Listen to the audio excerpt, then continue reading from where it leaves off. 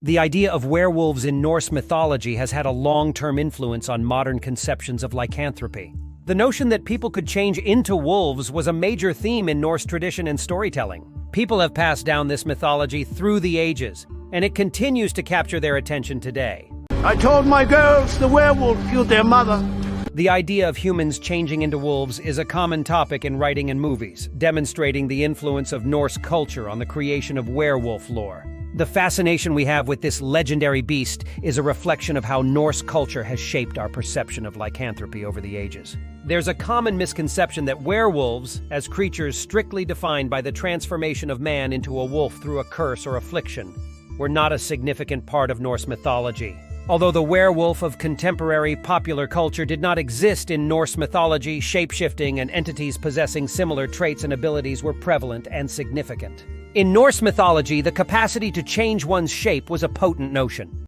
I am Loki, of Asgard, and I am burdened with glorious purpose. Masters of shapeshifting, such as Loki, were well known for their ability to assume the forms of animals and other entities. This was not a god-only power. It was said that people who practiced cider, a type of Norse magic, were especially capable of changing their form, and frequently adopting animalistic characteristics. Werewolf beliefs in Norse culture intertwine with larger mythological stories and sagas that illustrate the complex relationship between nature and humanity. Norse culture revered wolves, representing both the benevolent and malevolent aspects of nature. Their mythology portrays wolves as both allies and enemies of the gods, highlighting their dual nature. I thought they worshipped Odin, all that stuff. Well, that is Nordic. For instance, the principal god Odin frequently accompanies two devoted and watchful wolves named Jerry and Freki. On the other hand, Norse eschatology prophesies that the gigantic wolf Fenrir will cause immense havoc during Ragnarok, the end of the world. The Völsunga Saga's tale of Sigmund and Sinfjötli serves as a prominent example of werewolf-like metamorphosis in Norse mythology. In this story, Sigmund and his son Sinfjötli discover enchanted wolf pelts that have the ability to turn into wolves. They gain great strength and ferocity from this metamorphosis, but there's a risk that they won't retain their human reason. The story describes their exploits and the difficulties they encounter while these wolfskins are affecting them. They wreak havoc until the curse of the wolfskins leads to Sinfjötli's death. The strange and enigmatic character Kveldúlfr, also called Evening Wolf, appears in the Icelandic tale of Egil's saga. He had the power, according to tradition, to transform into a wolf-like beast at nightfall. Readers remain uncertain about the specifics of this metamorphosis, leaving them to speculate about Kveldúlfr's true powers. His nocturnal alter ego gave the story a mysterious and intriguing quality, captivating viewers with its paranormal overtones. Kveldúlfr's tale came to represent the hazy lines separating myth from reality in Norse mythology as he made his way through his dual existence as both man and beast. Norse mythology states that Loki's sons, Vali and Narfi, were brutally turned into wolves after their father was apprehended and held accountable for his part in Baldur's death. In this terrible turn of events, Vali, who was now a wolf, turned upon and killed his own brother Narfi. This vicious deed strengthened Loki's standing as a cunning and dishonest god in the pantheon of Norse deities. He put on weight, painted his face, and started insisting on being addressed as Balthazar the Berserker. In addition, the Norse had warrior cults called úlfhéðnar and Berserkers, who were said to be able to communicate with the spirits of wild creatures, especially wolves and bears. The term bare-shirted, berserker, refers to the berserker's frenzied, trance-like condition during battle. People frequently associated them with the god Odin, believing them to be his special soldiers. The term wolf hides, úlfhéðnar, refers to fierce warriors often associated with wolves. They channeled the spirit of the wolf through their wolf pelts, obfuscating the distinction between man and beast. According to some academics, people might have even tried to imitate wolves in combat by adopting their strategies and fierceness. People sometimes used úlfhéðnar and berserker synonymously.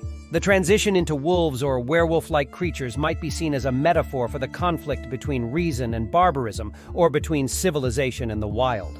It conveys an ingrained conviction that humans have the capacity to access the primordial powers of nature, whether for good or ill. In contrast to subsequent European folklore, werewolf curses were not a major theme in Norse mythology. Fighters, in particular, frequently pursued or welcomed shapeshifting, despite it often being an involuntary ability.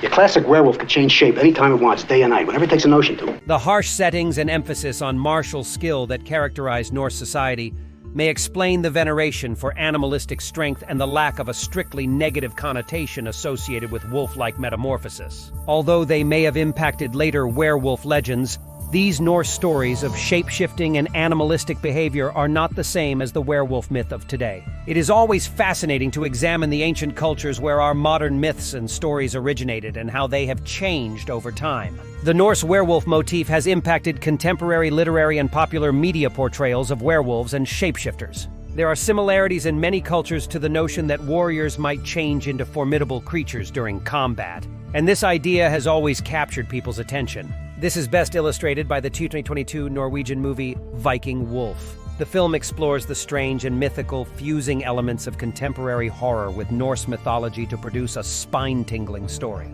The protagonist of the tale is a 17-year-old girl named Thale, who recently moved to a tiny village in Norway with her family. Shortly after their arrival at a neighborhood party, a youngster suffers a brutal and mysterious attack, leading to his horrifically violent death. As Thale starts to have bizarre and terrible visions, she becomes involved in the investigation. As the story progresses, it becomes evident that the attacker, a werewolf connected to old Viking legends, was not a human. The town's past is infused with folklore of Viking soldiers doomed to turn into wolves. These otherworldly components intertwine with the personal troubles of Thale and her family, particularly her connection with her mother, the town's sheriff.